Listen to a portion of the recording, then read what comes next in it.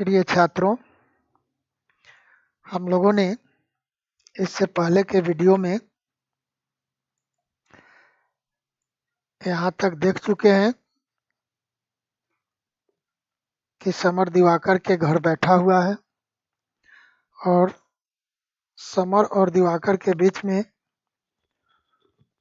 भारतीय संस्कृति को लेकर, मंदिर को लेकर बहस छिड़ी हुई है। दिवाकर समर से कहता है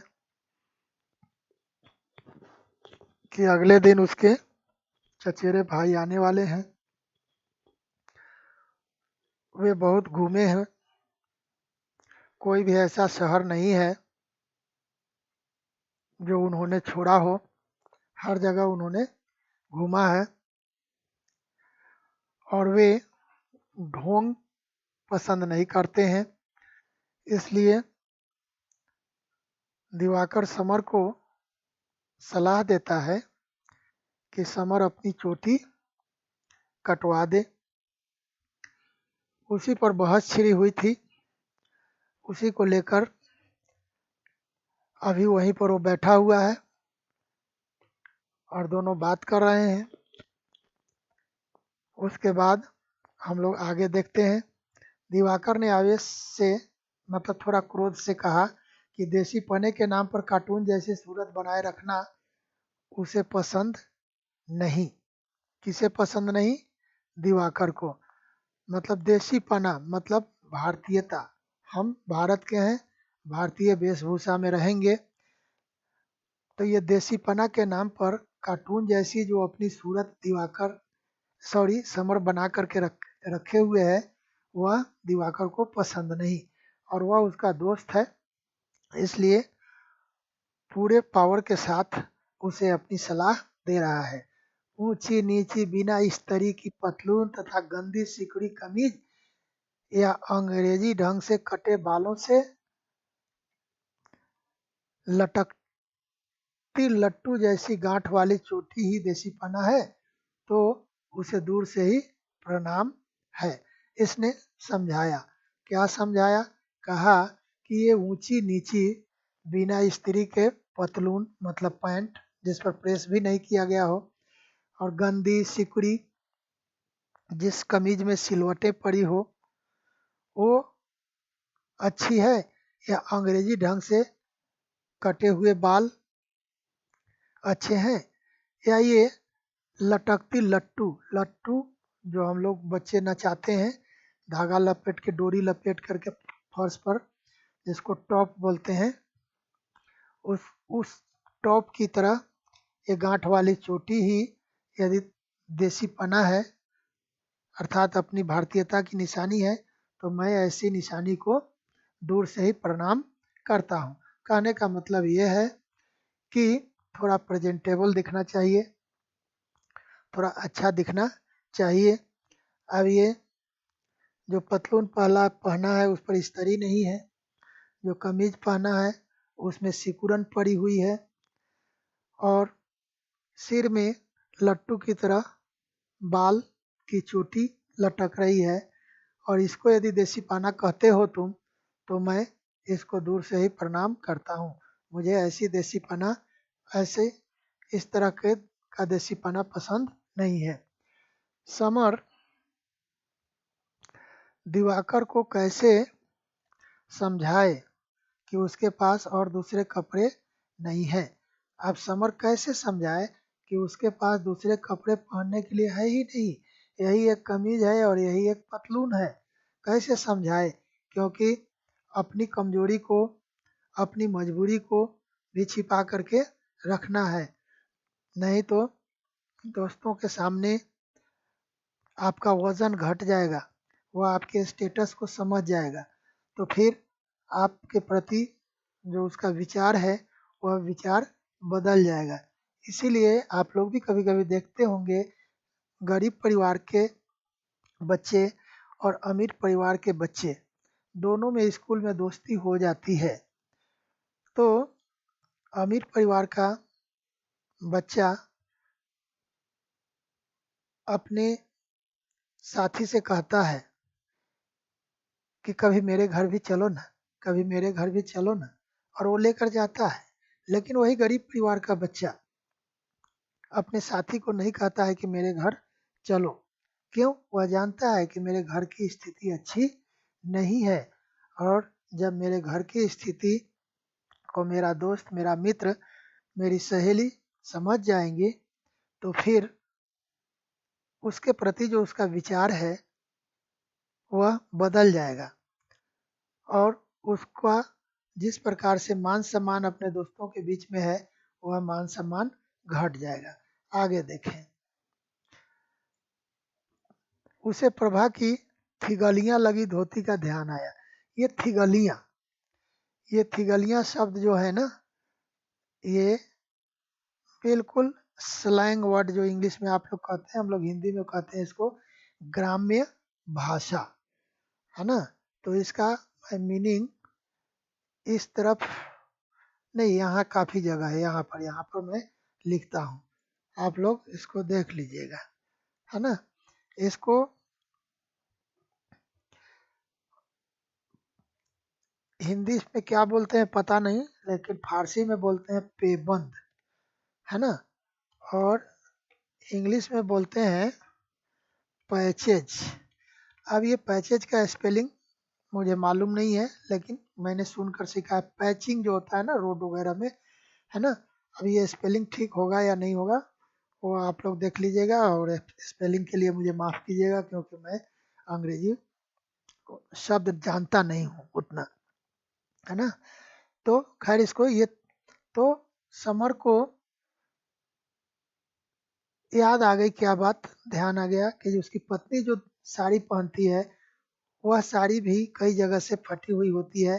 तो उसमें दूसरे कपड़े काट करके और फटे हुए भाग में जो फट करके कपड़ा निकल जाता है वहाँ पर दूसरा कपड़ा जोड़ करके सुई धागा से उसको सिल दिया जाता है, कि ताकि शरीर न दिखाई दे। तो वह उसको ध्यान में आ गया, और अपने पास भी बेचारे के पास तो वही एक कमीज और एक पतलून है। आगे देखेंगे। प्रभा का चेहरा सामने आने पर दिवाकर की बकवास बोलकर उसने उससे चलने की अनुमति मांगी, और क्या मांगी, और देखिए क्या मांगता है, और 2-4 पोस्ट कार्ड भी मांग लिए। अब जैसे ही उसको प्रभा का ध्यान आया वैसे ही उसने कहा कि ठीक है यार, अब मैं चलता हूँ। अब इन बकवास बहस को, जो बहस छिड़ी हुई थी, वेशभूषा कैसे बना कर रखना है, बाल कैसे कटवा कर रखना है, कपड़ा पर किस तरह से इस्त्री वगैरह करके पहनना है, इस पर जो चर्चा चल रही थी, जैसे ही उसको याद आई कि उसकी पत्नी प्रभा जो है वो भी तो अपनी साड़ी में कितने पेबंद लगाकर पहनती है, तो उसने कहा कि छोड़ो इन बातों को, मैं चलता हूँ, और 2-4 पोस्ट कार्ड मुझे दे दो। पोस्ट कार्ड की बात सुनकर दिवाकर को लगा कि शायद समर को पता चल गया है कि कॉपियाँ कहाँ चेक होने गई हैं, अतः उसने उसे अपना रोल नंबर भी याद रखने के लिए कहा। अब यहाँ थोड़ा आप समझ लीजिए, खास में ये कहानी तो उत्तर प्रदेश की है। तो जैसे ही उसने पोस्ट कार्ड मांगा वैसे ही दिवाकर को समझ में आ गया कि दोनों ही तो इंटर की परीक्षा दे करके निश्चिंत होकर के सिनेमा देखने गए थे। तो दिवाकर को समझ में आया कि कॉपी जिस जिस एग्जामिनर के पास चेक होने के लिए गई है उस एग्जामिनर का पता शायद समर को लग गया है। तो ये समर क्या करेगा, तमाम एग्जामिनर्स के पास लेटर लिख लिख करके और रिक्वेस्ट करेगा कि थोड़ा मेरे ऊपर ख्याल कीजिएगा। तो दिवाकर को यही लगा, तो दिवाकर ने कहा कि अच्छा ठीक है, पोस्ट कार्ड ले जा रहे हो तो मेरा रोल नंबर भी याद रखना। कहने का मतलब कि उसी लेटर में मेरा रोल नंबर भी मेंशन कर देना कि मेरे ऊपर भी एग्जामिनर थोड़ा ख्याल कर दे। दिवाकर ने बताया कि उसके पिताजी तो उसे थानेदारी में भेजना चाहते हैं पर वह नहीं जाना चाहता।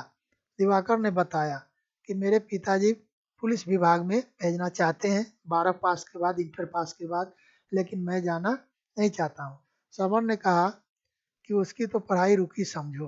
समर ने कहा कि मेरी पढ़ाई अब रुकी समझो, मैं तो आगे की पढ़ाई अब नहीं कर पाऊंगा ऐसा मुझे लग रहा है, क्योंकि आप सभी जानते हैं कि पहले से ही समर के ऊपर परिवार वालों का दबाव था कि देखो भाई, परिवार की आर्थिक स्थिति, इकोनॉमिकल कंडीशन ठीक नहीं है ना, इसलिए अब तुम भी किसी काम धंधे की तलाश करो। अब यदि कहीं 50-100 की नौकरी मिल जाए तो काम चले।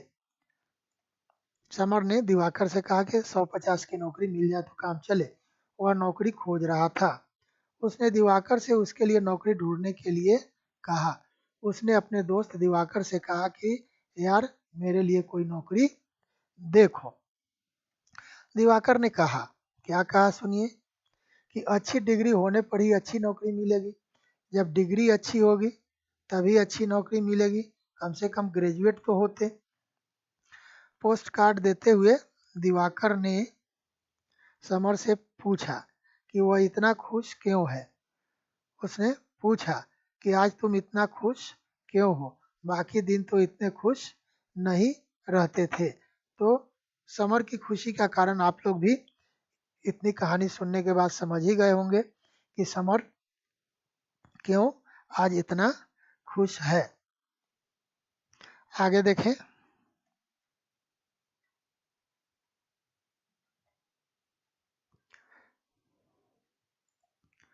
समर ने मुस्कुराते हुए कहा, क्या कहा, प्रभा आ गई है, और वह चला गया। अब समर ने मुस्कुराते हुए कहा कि मैं इसलिए खुश हूँ कि प्रभा मायके से आ गई है। क्या यह बात सच है? प्रभा मायके से आज आ गई है कि पहले से यहाँ थी? पहले से यहाँ थी, इसके पहले उसने अपने दोस्त को झूठ बता रखा था। प्रभा से बोलने के कारण समर में जो झेप थी वह संध्या तक दूर हो गई। झेप मतलब संकोच, हेजिटेशन, है ना। ये भी एक स्लैंग ही है ना। एक गांव घर में इसका प्रयोग हम लोग करते हैं। इसका अर्थ यहाँ लिख देते हैं, झेप। झेप मतलब, पहले इंग्लिश में लिखता हूँ, हेजिटेशन। अब हिंदी में लिखता हूँ, संकोच, है ना। तो प्रभा से बातचीत करने में उसे संकोच हो रहा था, क्योंकि उसने बहुत अत्याचार किया था। अब फेस टू फेस बात करने में संकोच हो रहा था। लेकिन रात में दोनों के बीच कुछ बातचीत हुई थी। सुबह में एक दूसरे के चेहरे पर देखने में संकोच हो रहा था, शर्मा रहे थे। लेकिन शाम होते होते वह संकोच अब दूर हो गया था। बरसों बाद जी हल्का हुआ था। बरसों बाद जी हल्का हुआ था, मन हल्का हुआ था। प्रभा के प्रति उसके मन में अब दया थी। सबसे अधिक आश्चर्य उसे भाभी पर होता था, जो सास होने के बाद तो न जाने कितना जुल्म ढाएगी। सबसे ज्यादा आश्चर्य समर को हो रहा था अपनी भाभी पर, क्योंकि अभी तो वो किसी की सास नहीं बनी है, अभी तो सिर्फ बहू है। तब इतना जुर्म ढा रही है मेरी पत्नी पर, जब वो खुद सास बनेंगी तो अपनी बहू पर कितना जुर्म ढाएंगी। इधर उधर भटकने के बाद 2 बजे घर पहुंच गया। इधर उधर भटकने के बाद दोपहर तक समर अपने घर पहुंच गया। पिताजी के पूछने पर कहा कि नौकरी वगैरह के लिए दिवाकर के पास गया था। अब पिताजी ने क्वेश्चन किया कि इतनी देर तक कहाँ थे, तो उसने बताया कि मैं अपने दोस्त के घर गया था और उससे कहीं नौकरी चाकरी खोजने के लिए रिक्वेस्ट करने गया था। तब चौके में पहुंचा। चौके में मतलब एक क्रिकेट वाला चौका नहीं है जिसमें खाना बनता है, उसको चौका बोलते हैं। प्रभा ने खाना परोसा। उसके चेहरे पर अजब संतोष की आभा थी। आभा मतलब चमक, लाइट, है ना। आज उसके चेहरे पर एक सेटिस्फेक्शन दिख रहा था। वह प्रभा की आवाज सुनना चाहता था। वह प्रभा की आवाज सुनना चाहता था। इसके पहले उससे बात भी नहीं करता था, उसकी आवाज सुनना भी पसंद नहीं करता था। खाना रखकर जब वह जाने लगी तो उसने देखा कि उसकी धोती जगह जगह फटी थी। जब प्रभा खाना परोस कर और जैसे ही मुड़कर फिर चौके की तरफ गई तब उसकी नज़र प्रभा की धोती पर अर्थात साड़ी पर पड़ी और देखा कि उसकी साड़ी जगह जगह फटी हुई थी। पहनने के लायक वह साड़ी अब नहीं रह गई थी। यह अपनी पत्नी की दशा देखकर एक पति पर क्या बीता होगा बेचारा पति ही जानता है।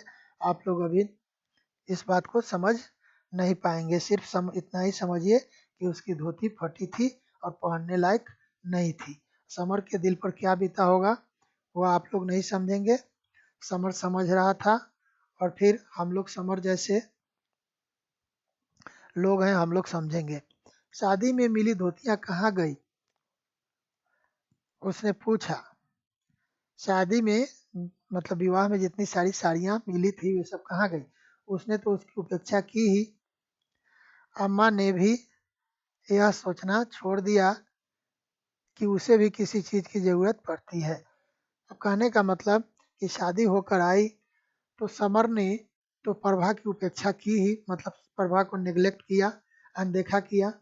लेकिन अम्मा जो सास थी, घर के सभी सदस्यों का ख्याल रखना उनका धर्म था, उनका कर्तव्य था, लेकिन उन्होंने भी प्रभा के बारे में सोचना छोड़ दिया। भाभी ने 4-6 धोती छिपाकर रखी होंगी, पर वह देने क्यों लगी। कहने का मतलब कि भाभी के पास तो 4-6 साड़ियाँ होंगी, लेकिन वह प्रभा को क्यों देंगी पहनने के लिए। जनवरी फरवरी का जाड़ा इन कपड़ों में उसने कैसे व्यतीत किया होगा, यह समर अपने मन में सोच रहा है कि जनवरी फरवरी के जाड़े का महीना था और इस तरह से फटी हुई साड़ी में उसने इस जाड़े के महीने को कैसे काटा होगा। प्रभा बड़ी कमजोर हो गई थी, घर का सारा काम उसे करना पड़ता था, तनाव में रहती थी, खाने पीने का ठिकाना नहीं रहता था, इसलिए वह कमजोर हो गई थी। आंखों के चारों ओर काले घेरे बन गए थे। ये काले घेरे ये महिलाएं ज्यादा जानती हैं, डार्क सर्कल बोलते हैं इसको, है ना। आंख के चारों ओर डार्क सर्कल बन गए थे। पैरों में विवाइयां, विवाइयां मतलब क्रैक्स, है ना। ये लिखना पड़ेगा, मैं इसको ऊपर बढ़ाता हूँ पहले। यहाँ देखिए ये जो शब्द आए हैं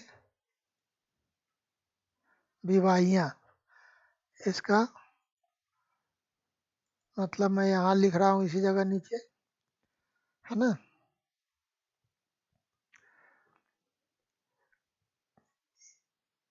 पहले हिंदी में लिखता हूँ दरारें, उसके बाद तब लिखता हूँ इंग्लिश में क्रैक्स। स्पेलिंग के लिए, इंग्लिश स्पेलिंग के लिए मुझे माफ करते चलिएगा। तो बेवाइयां झाँक रहे थे, कहने का मतलब कि पैरों में क्रैक्स हो गए थे, दरारें पड़ गई थी।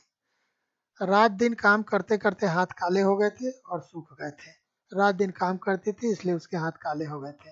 थाली को बहुत ही धीरे से सरका कर, जिससे प्रभा को बुरा न लगे, समर उठ खड़ा हुआ।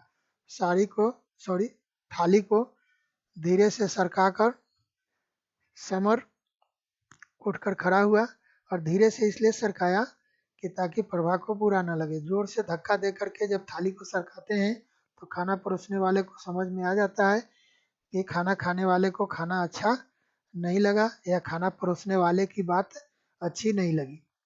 प्रभा ने चौंक कर उत्सुकता से समर की ओर देखकर पूछा, क्यों।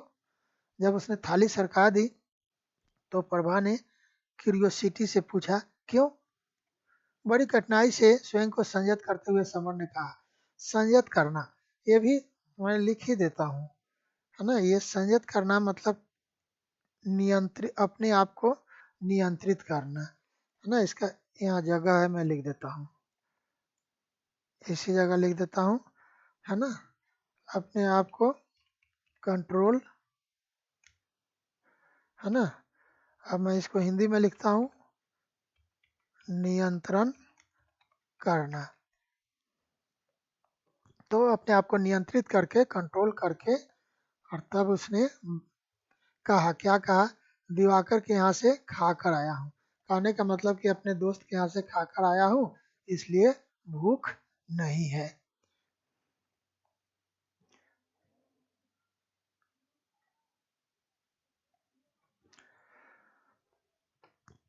और झट से बाहर निकल आया। भाभी को उसके प्रभा से बोलने के बारे में पता चल गया था। अब भाभी को पता चल गया कि समर अपनी पत्नी प्रभा से बोलने लगा है। साँझ को मतलब इवनिंग में वह फिर निकल पड़ा। शाम को फिर समर निकल गया। एक भर्त्सना, एक धिक्कार मन को लगातार कचोट रहा था और प्रायश्चित की भावना उसे खींचकर मंदिर ले गई। अब कहने का ये भर्त्सना मतलब निंदा, शिकायत, और अपना मन उसे खुद धिक्कार रहा था, जिसके कारण उसके दिल को तकलीफ पहुंच रही थी। और उसने जो कुछ अत्याचार किए थे प्रभा के ऊपर, उसकी प्रायश्चित मतलब किए हुए अपराध के प्रति जो पछतावा होता है उसको बोलते हैं प्रायश्चित। तो इसको भी मैं यहाँ लिखने की कोशिश कर रहा हूँ। देखिए पेन काम करे, हाँ कर दिया। चलिए, ये पेन कभी कभी काम करता है और कभी कभी नहीं करता है। यहाँ मैं इसका अर्थ लिखता हूँ। हाँ,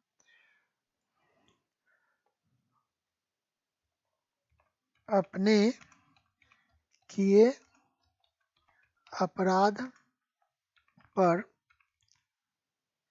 पछतावा,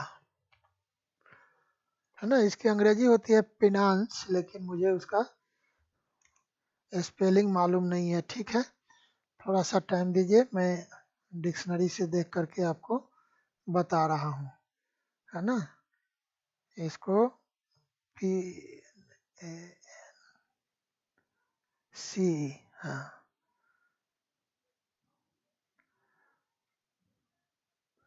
इसको इसका स्पेलिंग मिल गया। देखिए मैंने एक वर्ड भी सीख लिया आप लोगों के साथ। लिखना था इंग्लिश में, लिख दिया हिंदी में। ये देखिए, ये है इसका स्पेलिंग, तो मैंने ये लिख दिया। हिंदी समझ में ना आए तो इंग्लिश देख लीजिएगा। तो अपने किए हुए पर उसे जो पछतावा का जो भाव था, फीलिंग ऑफ पेनांस जो उसके अंदर में था, उसके कारण से वह मंदिर चला गया। पर वहां उसका मन नहीं लगा। वो सोचा कि मंदिर में जाएंगे तो वहां शांति मिलेगी मन को। वो वापस घर लौटकर चला आया मंदिर से। पूरे घर को दोनों के बोलने की बात पता लग गई थी। पूरे घर को, बाबूजी, अम्मा, भैया, भाभी, अमर, समर, अमर, कुंवर, सबको मालूम हो गया था कि अब समर भैया प्रभा भाभी से बोलने लगे हैं। सबकी उसके प्रति निगाहें बदल चुकी थी। अब सबकी नजर बदल गई। अब सबके सब समर से बात करते समय बात को पर्दा देकर, छिपाकर, पहले तो खुल्लम खुल्ला भाभी प्रभा की शिकायत करती थी समर से। माँ भी समर से प्रभा के बारे में उल्टा पुल्टा बोलती रहती थी। लेकिन अब उन लोगों को पता चल गया है कि समर प्रभा से बात करने लगा है। तो ऐसी परिस्थिति में अब प्रभा के बारे में कुछ उल्टा उल्टा बोलना, प्रभा की शिकायत करना, तो समर को अच्छा नहीं लगेगा। इसलिए ये लोग अब बच बच करके बातें करने लगे। उसे ऐसे देख रहे थे जैसे कोई अजायब घर से छूटा हुआ जानवर हो। अब सबकी निगाहें बदल गई थी और समर की तरफ ऐसे देखते थे जैसे कोई चिड़ियाघर से निकलकर जानवर आया हो। चिड़ियाघर से निकलकर आए हुए जानवर को बड़ी क्यूरियोसिटी से लोग देखते हैं। रात का खाना खाकर वह अम्मा के कहने पर बाबूजी को बुलाने नवल किशोर पंडित जी के यहाँ चला गया। रात को समर खाना खा लिया। खाना खाने के बाद बाबूजी ने कहा कि बेटा समर, थोड़ा जाओ और पंडित नवल किशोर जी को बुला कर ले आओ। बाबूजी कुर्सी पर बैठे अपने साथ के 3-4 लोगों को भारतीय सभ्यता की विशेषता पर भाषण दे रहे थे। बाबूजी दरवाजे पर बैठे थे, उनके साथ भी आसपास के 2-3 लोग बैठे हुए थे। और ये लोग भारतीय सभ्यता इंडियन कल्चर पर भाषण चल रहा था, जिस भाषण में मेन स्पीकर बाबूजी थे। बीच में बात रुकने पर समर ने झिझकते हुए कहा कि उन्हें घर बुलाया है।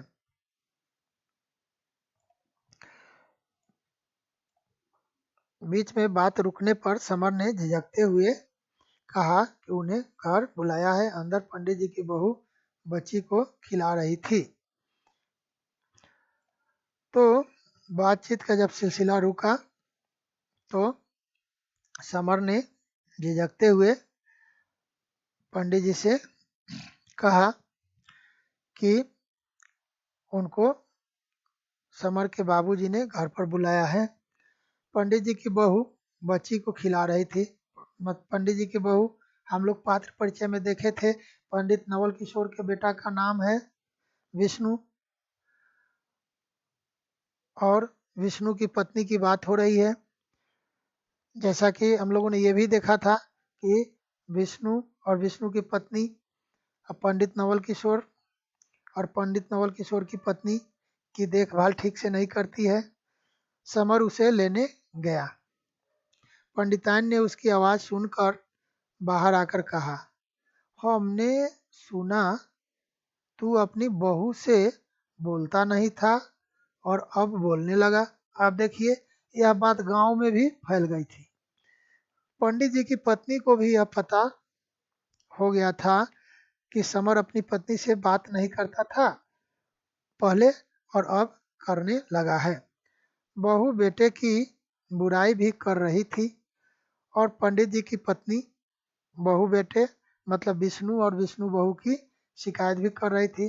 मंदिर की कमाई वे लोग अपने पास ही रखते हैं, जो हम लोग पात्र परिचय में भी देखे हैं और जो वीडियो पहले ही मैंने आप लोगों को भेज दिया है। बहू बेटे ने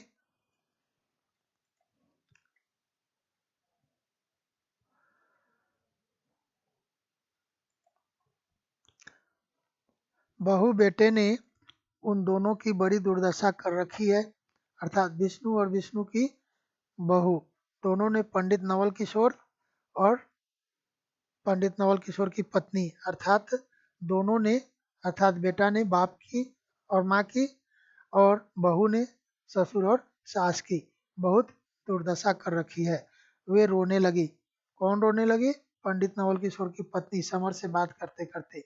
उनके बेटे विशन की बहू ने सास की तरफ ठेंगा दिखाकर मुस्कुराते हुए बच्ची उसे दे दी। विष्णु की पत्नी ने सास को ठेंगा दिखाते हुए, ये ठेंगा दिखाने का मतलब ये मत समझिएगा कि उसने लाठी लेकर और डंडा लेकर उसे दिखा दिया। ये ठेंगा दिखाना का मतलब हो गया यहाँ अनदेखा करना। पहले ये ठेंगा दिखाना को हम लोग अंडरलाइन करेंगे। गया किधर भाई मेरे? ये है ठेंगा, है ना, और यहाँ है दिखाना। अब इसका मतलब हम लोग लिखेंगे यहाँ पर खाली जगह है ना, अनदेखा करके, है ना, अनदेखा करके। और जो विष्णु की बेटी थी जो रो रही थी उसको समर को दे दिया। तो इस तरह से यह पहला पाठ उत्तरार्ध का अर्थात आधा के बाद का पहला पाठ समाप्त होता है। और खूब ध्यान से इसको सुनने की कोशिश कीजिएगा। फिलहाल इतना ही, धन्यवाद।